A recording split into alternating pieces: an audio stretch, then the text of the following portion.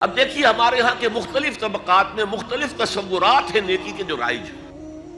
ہمارے ہاں ایک مذہبی طبقہ ہے جس کے نزدیک اصل اہمیت ریچولز کی ہے، عبادات کی ہے، رسومات کی ہے۔ معاملات میں وہ دھوکہ دے رہے ہیں، سودا کر کے پھر گئے، ان کے دلوں میں نرمی نہیں ہے، سائلوں کو دھتکارتے ہیں، لیکن ایک اعتبار سے بہت نیک ہے، سودی کاروبار کرتے ہیں۔ ٹھیک ہے بھائی، میں سودی کاروبار تو کرتا ہوں، میں نے مسجد میں تو بنوائی ہے،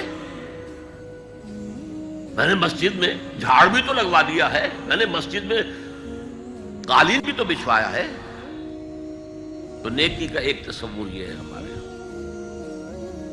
اس کے بالکل برعکس ایک تصور ہے جدید تعلیم یافتہ طبقات کا تصور۔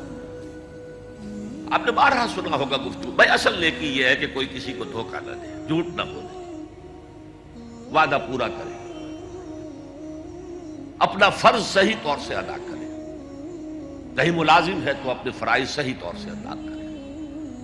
باقی رہ گئی نماز روزہ، یہ تو انفرادی باتیں ہیں، یہ کوئی کرتا ہے تو اپنے لیے نہیں کرتا ہے تو کوئی بات نہیں۔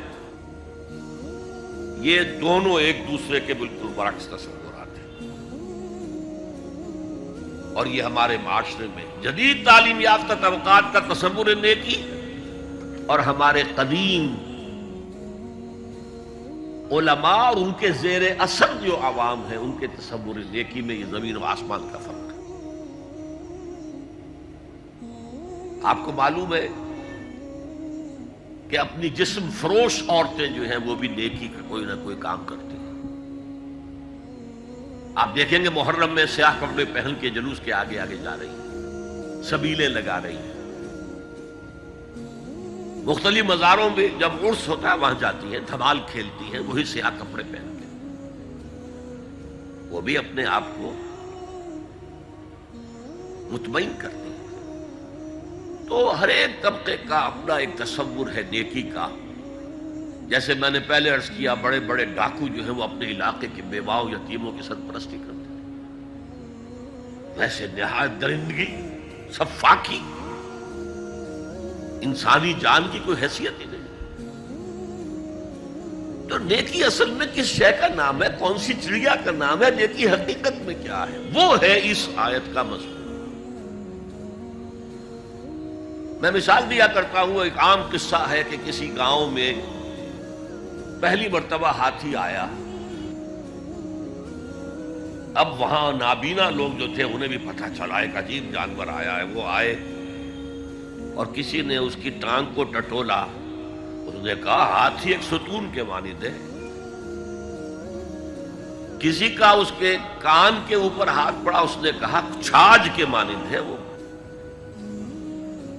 کسی نے پیٹ کو ٹٹولا، بہت بڑا ڈھول ہے وہ۔ بالکل یہی معاملہ ہے نیکی کے تصور کے بارے میں۔ اڑائے کچھ ورق لالے نے، کچھ نرگس نے، کچھ گل نے، چمن میں ہر طرف بکھری ہوئی ہے داستان میری۔ کسی نے نیکی کا ایک حصہ لے لیا، کسی نے دوسرا لے لیا، کسی نے تیسرا لے لیا۔ وہ مکمل سراپا نیکی، حقیقی نیکی کس میں ہے، یہ ہے اس آیت کا مضمون۔